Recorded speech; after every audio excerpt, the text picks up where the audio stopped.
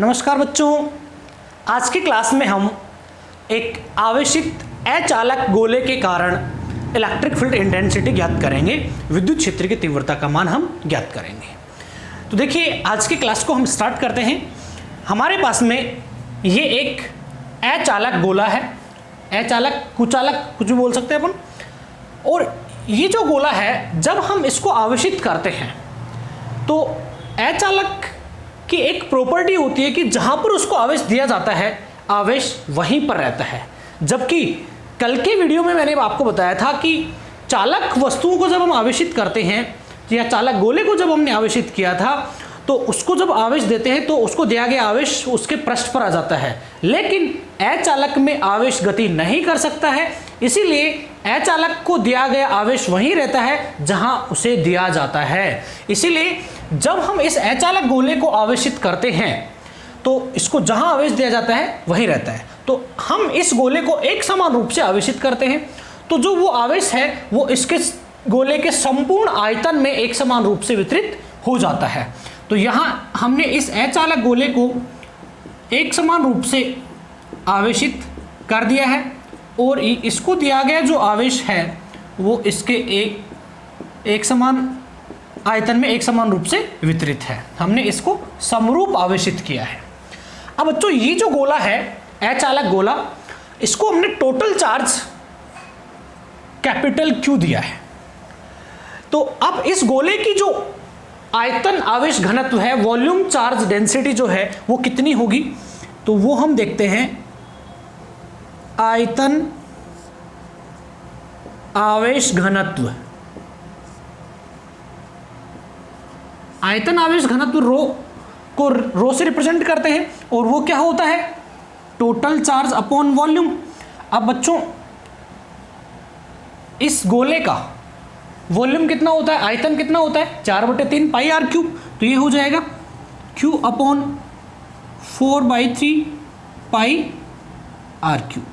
तो ये हमारे पास इस गोले का आयतन आवेश घनत्व आ जाता है, वो चार्ज अपॉन वॉल्यूम होता है। और इसका जो डिटेल वीडियो है बच्चों वो अपलोड कर रखा है, उसका लिंक आपको डिस्क्रिप्शन में दे दूंगा मैं आपको। अब हमें इस अचालक आवेशित अचालक गोले के कारण इसके बाहर स्थित पॉइंट्स पर, इसके पृष्ठ पर स्थित पॉइंट्स पर और इसके अंदर स्थित पॉइंट्स पर हमें इलेक्ट्रिक फील्ड इंटेंसिटी फाइंड करनी है। तो सबसे पहले हम देख लेते हैं कि बाहर स्थित पॉइंट्स पर विद्युत क्षेत्र की तीव्रता का मान कितना होगा। तो पहला पॉइंट हम देख लेते हैं, ए पॉइंट, बाहर स्थित बिंदुओं पर या बिंदु पर, गोले के बाहर स्थित बिंदु पर विद्युत क्षेत्र अपन देखें तो यहां पर बच्चों मैं एक पॉइंट P ले लेता हूं और इस पॉइंट P पर हमें इलेक्ट्रिक फील्ड इंटेंसिटी ज्ञात करनी है। और ये पॉइंट जो है वो इस गोले के केंद्र से स्मॉल r डिस्टेंस पर है। यहां से यहां तक की डिस्टेंस कितनी है बच्चों, स्मॉल r है। अब हमें इस स्मॉल r डिस्टेंस पर इलेक्ट्रिक फील्ड इंटेंसिटी ज्ञात करनी है। तो उसके लिए हम क्या करते हैं, एक सममित गाउसियन सरफेस लेते हैं, गाउसियन पृष्ठ लेंगे हम। तो यहां पर मैं एक स्मॉल r त्रिज्या का एक गोलाकार गाउसियन पृष्ठ ले लेता हूं। तो यहां मैंने ये एक स्मॉल r त्रिज्या का एक गोलाकार गाउसियन पृष्ठ ले लिया। और वही गाउसियन पृष्ठ की कल्पना करते समय हमें 3 बिंदु ध्यान में रखने होते हैं, 3 कंडीशन फुलफिल होनी चाहिए। तो पहली कंडीशन, जिस भी पॉइंट पर हमें इलेक्ट्रिक फील्ड ज्ञात करना होता है वो पॉइंट उस गाउसियन सरफेस पर होना चाहिए। तो पॉइंट हमारा P यहाँ इस गाउसियन सरफेस पर है। दूसरी बात हम करते हैं कि गाउसियन सरफेस के किसी भी पॉइंट पर सरफेस एरिया वेक्टर ds और इलेक्ट्रिक फील्ड इंटेंसिटी के मध्य एंगल या तो 0 डिग्री हो या फिर 90 डिग्री होना चाहिए। तो यहां पर बच्चों मैं क्या करता हूं, एक छोटा सा एरिया वेक्टर ले लेता हूं और उस एरिया वेक्टर की जो डायरेक्शन होती है इसके परपेंडिकुलर आउटवर्ड डायरेक्शन में होती है। एरिया वेक्टर की डायरेक्शन देखने के लिए भी मैंने एक अलग से वीडियो बना रखा है, उसका लिंक भी आपको डिस्क्रिप्शन में दे दूंगा। तो एरिया वेक्टर की जो डायरेक्शन होती है इस सरफेस के परपेंडिकुलर आउटवर्ड डायरेक्शन में मानी जाती है। तो ये एरिया छोटा सा ds है, तो ये ds वेक्टर की डायरेक्शन इधर हो गई। अब हमें पता है बच्चों, ये जो आवेशित गोला है, इस गोले के कारण जो विद्युत क्षेत्र होता है वो त्रिज्यित है, बाहर की तरफ होता है। इधर पॉइंट लेंगे तो इधर हो जाएगा, इधर लेंगे इधर हो जाएगा, ऊपर लेंगे ऐसे हो जाएगा। त्रिज्या के अनुदिश बाहर की ओर होता है। तो इलेक्ट्रिक फील्ड की जो डायरेक्शन है बच्चों वो ई की डायरेक्शन भी इधर हो गई, इसलिए इन दोनों के बीच एंगल कितना हो गया 0 डिग्री, क्योंकि ये दोनों सेम डायरेक्शन में है। तो अब हम क्या करते हैं, इस पॉइंट पर इलेक्ट्रिक फील्ड के लिए गॉस लॉ अप्लाई करते हैं। तो अब बच्चों ये देखते हैं कि ये जो हमारा गाउसियन सरफेस हमने लिया है, गाउसीय पृष्ठ जो लिया है, इस गाउसीय पृष्ठ में कितना चार्ज उपस्थित है। तो यहां हम देखेंगे गाउसीय पृष्ठ द्वारा परिबद्ध आवेश, गाउसीय पृष्ठ द्वारा परिबद्ध आवेश हम देखिए बच्चों sigma Q is equal to, देखिए बच्चों ये जो गाउसियन सरफेस है इसके अंदर कितना चार्ज है, जितना इस गोले का पूरा पूरा, क्योंकि ये जो अचालक गोला है वो इस पूरे गाउसीय पृष्ठ के अंदर है, तो टोटल चार्ज जो है वो गाउसीय पृष्ठ द्वारा ही परिबद्ध है। वो टोटल चार्ज कितना है, कैपिटल क्यू है, तो ये कैपिटल क्यू हो गया। अब हम क्या करते हैं, गाउस का नियम अप्लाई करते हैं। तो गाउस के नियम से, तो गाउस का नियम क्या होता है बच्चों, फ्लक्स फाई, या फाई की जगह अपन E dot D S put करते हैं, E vector dot D S vector is equal to क्या होता है, sigma Q upon epsilon naught, और सिग्मा क्यू की जगह अपन क्या वैल्यू पुट कर देंगे, कैपिटल क्यू, तो ये आ जाएगा हमारे पास capital Q upon epsilon naught. अब हम ये डॉट प्रोडक्ट है तो इसको ओपन कर सकते हैं। तो यहां हम देखेंगे बच्चों integration E vector dot D S vector is, sorry इसको अपन ओपन कर लेते हैं, तो ये आ जाएगा ई डी एस कोस 0 डिग्री, क्योंकि ई और डी एस के बीच एंगल कितना है 0 डिग्री है, इज इक्वल टू कितना क्यू अपॉन एप्सिलॉन नोट। अब कोस 0 की वैल्यू कितनी होती है बच्चों 1 होती है, तो ये आ जाएगा हमारे पास E D S is equal to Q upon epsilon naught. अब देखिए बच्चों दो कंडीशन तो मैं आपको बता चुका कि वो पॉइंट उस गाउसियन सरफेस पर होना चाहिए, एंगल 0 या 90 होना चाहिए। तीसरी कंडीशन क्या है कि उस गाउसियन सरफेस पर कहीं पर भी हम पॉइंट ले लें तो उन सभी पॉइंट्स पर इलेक्ट्रिक फील्ड इंटेंसिटी कांस्टेंट होनी चाहिए। तो बच्चों यहां पर हमने पॉइंट लिया है तो वो स्मॉल आर डिस्टेंस पर है। अगर ये पॉइंट यहां ना लेके मैं यहां ले लेता तो भी वो स्मॉल आर डिस्टेंस पर होता, नीचे ले लेता तब भी वो स्मॉल आर डिस्टेंस पर होता। इसीलिए इस गाउसियन सरफेस पर मैं कहीं पर भी पॉइंट ले लूंगा तो उन सभी पॉइंट्स पर इलेक्ट्रिक फील्ड इंटेंसिटी कांस्टेंट होगी, विद्युत क्षेत्र नियत होगा। तो यहां ई को हम क्या ले लेंगे बाहर, ई बराबर क्या है नियत है, कांस्टेंट है, तो ई को हम समाकलन से बाहर ले लेंगे, integration D S is equal to Q upon epsilon naught हो जाता है बच्चों। अब देखिए डी एस जो है इस गाउसियन सरफेस पर एक छोटा सा हमने क्षेत्रफल अल्पांश लिया है, उस क्षेत्रफल अल्पांश का क्षेत्रफल है। समाकलन डी एस का मतलब होता है कि इस गाउसियन सरफेस का टोटल क्षेत्रफल, और गाउसियन सरफेस का टोटल क्षेत्रफल कितना हो जाएगा, ई यहां हम लिख दें समाकलन D S is equal to 4 pi R square. Total area तो 4 पाई आर स्क्वायर होता है बच्चों गोले का, तो ये वैल्यू हम यहां पुट कर देंगे। तो E into 4 pi R square is equal to Q upon epsilon naught. 4 pi R square को हम नीचे भेज देंगे, तो E इज इक्वल टू हमारे पास आ गया बच्चों Q upon 4 pi epsilon naught R square. तो हमें एक आवेशित समरूप आवेशित अचालक गोले के कारण बाहर के पॉइंट्स पर जो इलेक्ट्रिक फील्ड होता है वो Q upon 4 pi epsilon naught R square होता है। बाहर के लिए हम यहाँ पर E आउट लिख देते हैं बच्चों। अब देखिए हमें पता है कि 1 अपॉन 4 पाई एप्सिलॉन नोट क्या होता है, 1 upon 4 pi epsilon naught is equal to constant K, तो ये के वैल्यू हम यहाँ पुट कर देंगे। तो E आउट का एक सिंपल फॉर्मूला के क्यू अपॉन आर स्क्वायर हम लिख सकते हैं। और एक चीज और देखते हैं हम बच्चों, इस फॉर्मूले में यहां क्यू की जगह वैल्यू मैं क्या पुट कर सकता हूं, इससे देखिए यहां से rho is equal to Q upon 4/3 pi R cube है, तो क्यू इज इक्वल टू क्या लिख सकते हैं इसका और इसका गुणनफल, और ये वैल्यू हम यहां पुट कर देंगे। तो देखिए क्या आ जाएगा हमारे पास E out is equal to rho into 4/3 pi R cube divided by 4 pi epsilon naught R square. अब बच्चों यहां देख रहे हैं 4 पाई से 4 पाई कैंसिल हो गया। अब बचेगा क्या हमारे पास, रो, और ये 3 जो है वो नीचे आ जाएगा, तो रो अपॉन 3 एप्सिलॉन नोट। तो यहाँ पे हमारे पास में जो फॉर्मूला आ जाता है E out is equal to rho upon 3 epsilon naught. तो देखिए रो, ये 3 नीचे आ जाएगा, epsilon naught R cube upon R square. तो ये आ गया R cube upon R square.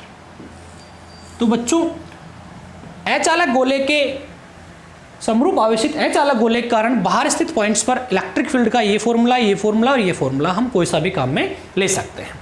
अब बच्चों हम इसका सदिश रूप अगर लिखें, वेक्टर रूप में हम लिखें इसको, तो सदिश रूप क्या हो जाएगा, E vector is equal to, किसी फॉर्मूले के साथ हम आर कैप लगा देंगे, तो यहां मैं ये ले रहा हूं, तो देखिए क्या हो जाएगा, K Q upon R square R cap. यहां आर कैप क्या है, इस विद्युत क्षेत्र की दिशा में एकांक सदिश है, या आर कैप जो है। तो ये था बच्चों बाहर स्थित पॉइंट्स पर। अब हम देखते हैं इस अचालक गोले के पृष्ठ पर स्थित, तो बी पॉइंट हम बात करते हैं अचालक गोले के पृष्ठ पर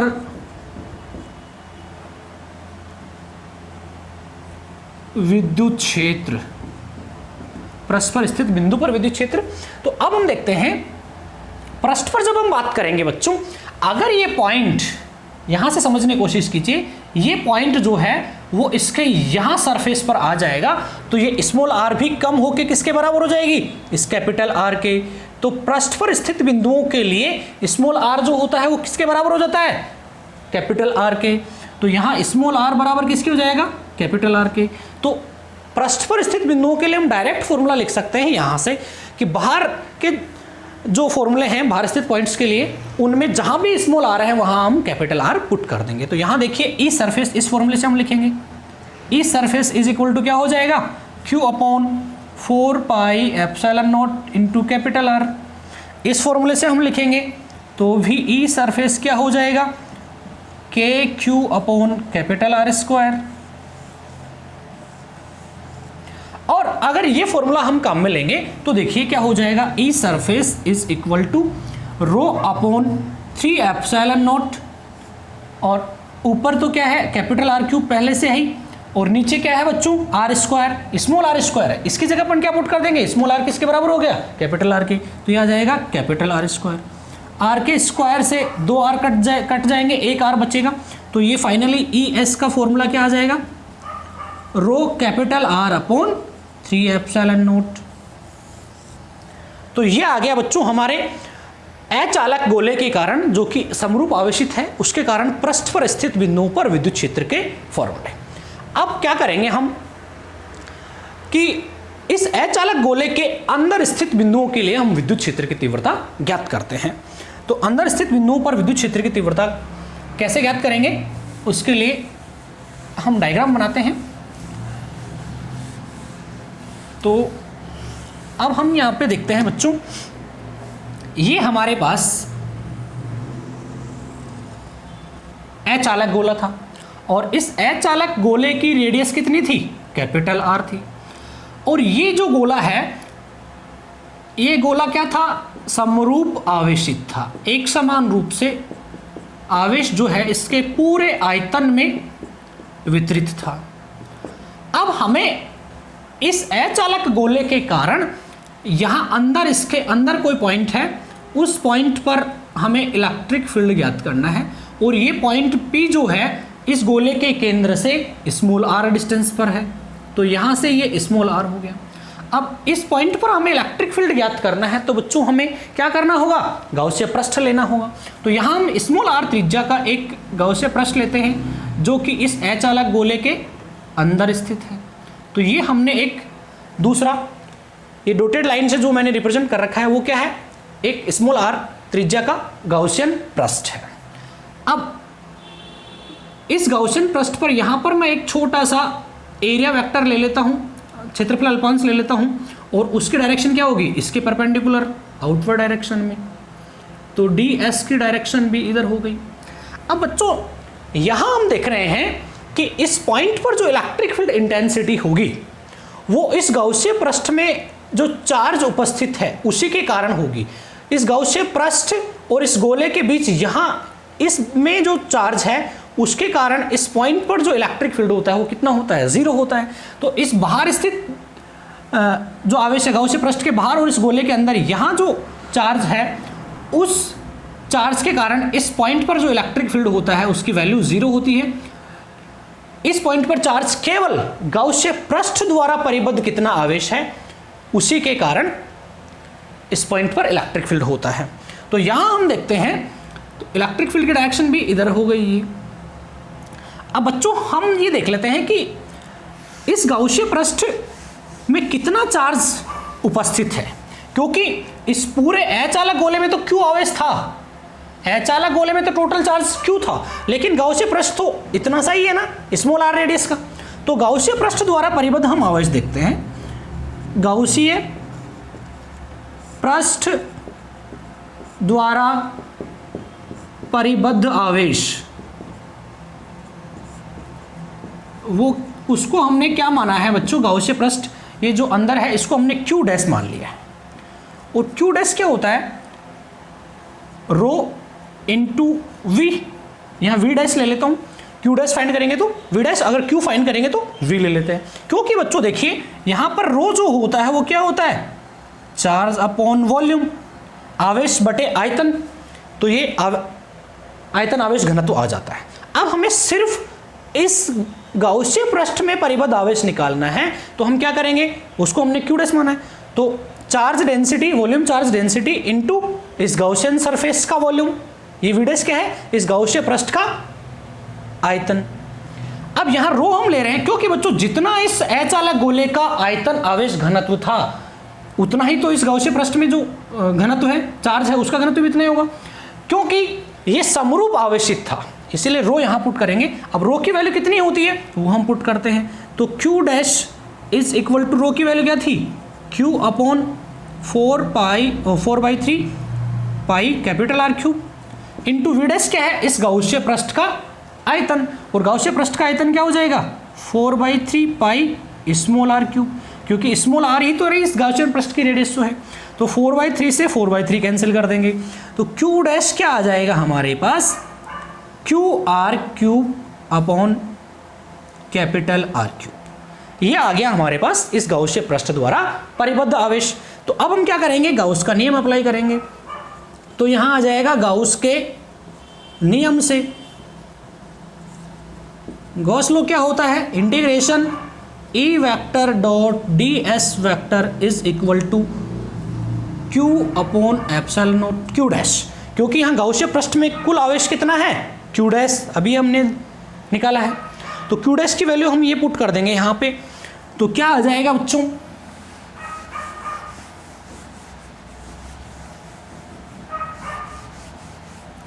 देखिए यहाँ Q डैश की जब वैल्यू हम पुट करते हैं, इसको हम ओपन कर लेंगे E ds कोस 0 डिग्री, क्योंकि E और ds सेम डायरेक्शन में है, तो थीटा बराबर क्या हो जाएगा, 0 डिग्री, is equal to Q dash की जगह ये वैल्यू हम पुट कर रहे हैं, तो ये आ रहा है हमारे पास QR cube upon epsilon naught capital R cube.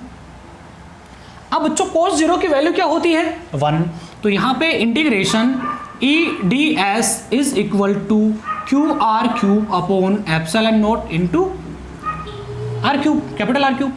अब यहाँ फिर से हम देखते हैं कि इस गाउसीय पृष्ठ पर स्थित प्रत्येक बिंदु स्मॉल r डिस्टेंस पर है, तो इस पर कहीं पर भी मैं पॉइंट ले लूँगा तो वो सारे पॉइंट्स क्या होंगे, सारे पॉइंट्स पर इलेक्ट्रिक फील्ड क्या होगा, कांस्टेंट होगा। तो E कांस्टेंट है, इसको हम बाहर ले लेते हैं। तो E integration ds is equal to QR cube upon epsilon naught capital R cube.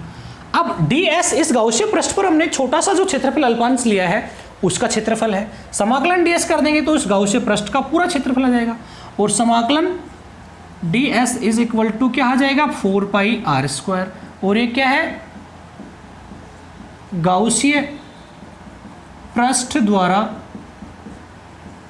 परिबद्ध क्षेत्रफल। तो ये वैल्यू हम यहाँ पुट कर देंगे, तो E into 4πr² is equal to QR³ upon ε0 r³। अब बच्चों यहाँ देख रहे हैं, यहाँ r² है, यहाँ r³ है। r² से 2 r कट जाएंगे, 1 r बच जाएगा। 4π को हम नीचे भेज देंगे, तो E की वैल्यू हमारे पास आ जाएगी QR अपॉन 4πε0 r³। ये आ गया बच्चों हमारे पास में अंदर स्थित पॉइंट्स पर इलेक्ट्रिक फील्ड इंटेंसिटी। तो यहां हम लिख देंगे ई इन, अंदर स्थित पॉइंट्स के लिए इलेक्ट्रिक फील्ड इंटेंसिटी इतनी आ गई। अब 1/4πε0 क्या होता है? के 1/4πε0 इज इक्वल टू क्या होता है? कांस्टेंट के। तो ई इन का दूसरा फॉर्मूला क्या आ जाएगा हमारे पास? QR अपॉन KQR, इसकी जगह क्या लिख देंगे? KQR upon capital R³। तो एक फॉर्मूला हमारे पास ये आ जाता है। और अगर इस Q की जगह हम क्या वैल्यू पुट कर सकते हैं? चार्ज डेंसिटी अभी बताया था आपको थोड़ी देर पहले, रो इज इक्वल टू क्या होता है? Q upon 4/3 pi capital R³। तो इस Q की जगह क्या लिख सकते हैं? दोनों का मल्टीप्लिकेशन। तो ये वैल्यू हम यहाँ पुट करें इस फॉर्मूले में, तो ई इन क्या आ जाएगा हमारे पास?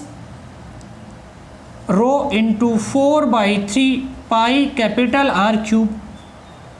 ये हम इसकी जगह रख देंगे इंटू स्मॉल r है डिवाइडेड बाई 4πε0 कैपिटल R³। अब बच्चों यहाँ हम देख रहे हैं कैपिटल R³ से कैपिटल R³ कट गया, 4π से 4π कट गया। तो हमारे पास जो फॉर्मूला आ जाता है वो कितना आता है? यहाँ पर ही देख लेते हैं। ई इन का फॉर्मूला क्या आ जाएगा हमारे पास? देखो, रो स्मॉल r अपॉन ये 3ε0, ये बच गया हमारे पास रो r अपॉन 3ε0। यहाँ स्मॉल r आ रहा है, तो ये अंदर स्थित पॉइंट्स के लिए इलेक्ट्रिक फील्ड इंटेंसिटी का फॉर्मूला ये और आ जाता है। तो अंदर स्थित पॉइंट्स के लिए ये भी ले सकते हैं काम में, ये भी ले सकते हैं और ये भी ले सकते हैं। तो बच्चों इस प्रकार हम एक समरूप आवेशित अचालक गोले के कारण उसके बाहर के पॉइंट्स पर, उसके पृष्ठ पर स्थित पॉइंट्स पर और अंदर स्थित पॉइंट्स पर इलेक्ट्रिक फील्ड इंटेंसिटी ज्ञात करते हैं। अब यहाँ एक चीज़ देखने लायक है बच्चों कि कल की क्लास में मैंने आपको एक चालक गोले के कारण विद्युत क्षेत्र की तीव्रता बताई थी, आवेशित चालक गोले के कारण। तो वहाँ हम देखते हैं कि अंदर स्थित पॉइंट्स पर, चालक गोले के अंदर स्थित पॉइंट्स पर विद्युत क्षेत्र क्या होता है? 0 होता है। जबकि आज हम पढ़ रहे हैं अचालक गोले के कारण, और अचालक गोले के अंदर विद्युत क्षेत्र 0 नहीं होता है। अंदर स्थित पॉइंट्स के लिए विद्युत क्षेत्र हम इन फॉर्मूलों से ज्ञात करते हैं। और यहाँ हम देख रहे हैं कि अंदर स्थित पॉइंट्स के लिए जो इलेक्ट्रिक फील्ड होता है वो स्मॉल r के समानुपाती है, और पृष्ठ पर इलेक्ट्रिक फील्ड मैक्सिमम होता है। लेकिन पृष्ठ से बाहर जाते हैं तो बाहर के लिए मैं मिटा दिया, बाहर के लिए आपको बताया था ई आउट जो होता है वो उतना ही होता है KQ अपॉन स्मॉल r²। तो ये दूरी के वर्ग के व्युत्क्रमानुपाती होता है बाहर के पॉइंट्स के लिए। तो हम क्या करते हैं कि इस अचालक गोले के कारण जो विभिन्न बिंदुओं पर विद्युत क्षेत्र होता है वो दूरी के साथ किस प्रकार से परिवर्तित होता है वो हम देखते हैं। तो उसका ग्राफ हम देख रहे हैं बच्चों। लेकिन ग्राफ देखने से पहले एक चीज और देखें कि अगर हम ये दूरी, ये पॉइंट जो है पृष्ठ पर से हम अंदर आ गए, अंदर स्थित पॉइंट के लिए हमने ये निकाल लिया। अगर ये पॉइंट बिल्कुल इसके सेंटर पर ही आ जाए, मतलब अचालक गोले के केंद्र पर आ जाएगा, तो स्मॉल r क्या हो जाएगा बच्चों? 0 हो जाएगा। स्मॉल r जब 0 हो जाएगा यहाँ पे, तो केंद्र पर इलेक्ट्रिक फील्ड कितना हो जाएगा? 0। तो ये एक चीज और देख लो बच्चों, ई सेंटर या केंद्र पर हम ABC और ये D पॉइंट हम देखें, गोले के केंद्र पर स्मॉल r क्या होता है? 0। तो इस फॉर्मूले में स्मॉल r की जगह क्या पुट कर देंगे? 0 पुट कर देंगे। तो ई सेंटर क्या हो जाएगा हमारा? ई सेंटर 0 या ई केंद्र हम 0। अब हम देखते हैं बच्चों इस अचालक गोले के कारण जो विद्युत क्षेत्र होता है वो किस प्रकार से परिवर्तित होता है। तो देखिए, ये इस अक्ष पर मैं इलेक्ट्रिक फील्ड ले लेता हूं और इस पर मैं स्मॉल r डिस्टेंस ले लेता हूं, और ये O है, और ये O क्या है, इस अचालक गोले का केंद्र है। अब हमें पता है बच्चों, केंद्र पर इलेक्ट्रिक फील्ड 0 होता है, लेकिन केंद्र से जैसे जैसे हम पृष्ठ की तरफ जाते हैं तो स्मॉल r का मान बढ़ता जाता है। जब स्मॉल r बढ़ रहा है तो विद्युत क्षेत्र भी बढ़ेगा अंदर, क्योंकि अंदर के लिए हमने देखा है कि स्मॉल r बढ़ेगा तो इलेक्ट्रिक फील्ड भी बढ़ेगा, क्योंकि समानुपाती है अंदर के लिए।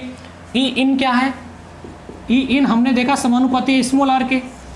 तो यहाँ पे ग्राफ इस प्रकार से आता है ऐसे।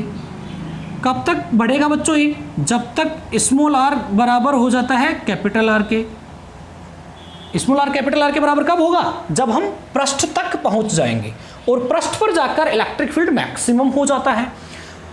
मैक्सिमम कितना होता है, इतना। लेकिन जैसे ही हम पृष्ठ के बाहर जाते हैं तो बाहर के पॉइंट्स के लिए अभी आपको बताया था बच्चों, ई आउट जो होता है वो दूरी r के वर्ग के व्युत्क्रमानुपाती होता है। तो दूरी बढ़ने पर इलेक्ट्रिक फील्ड कम होता जाता है। तो ग्राफ इस टाइप का आएगा। ये तो यहाँ पे ई इन समानुपाती हो गया बच्चों, इस पॉइंट पर ई सरफेस है मैक्सिमम होता है, और यहाँ हम देखेंगे ई आउट वो होता है दूरी r के वर्ग के व्युत्क्रमानुपाती। तो इस प्रकार से विद्युत क्षेत्र परिवर्तित होता है एक अचालक गोले के कारण। बच्चों, उम्मीद है कि आपको ये वीडियो अच्छे से समझ आ गया होगा, और अगर आपको ये वीडियो अच्छे से समझ आ गया है तो वीडियो को लाइक कीजिएगा, और अगर आप चैनल को पहली बार देख रहे हैं तो प्लीज़ चैनल को सब्सक्राइब कीजिए और बेल आइकन को प्रेस करें ताकि नए वीडियो की नोटिफिकेशन आप तक पहुंच सके। धन्यवाद।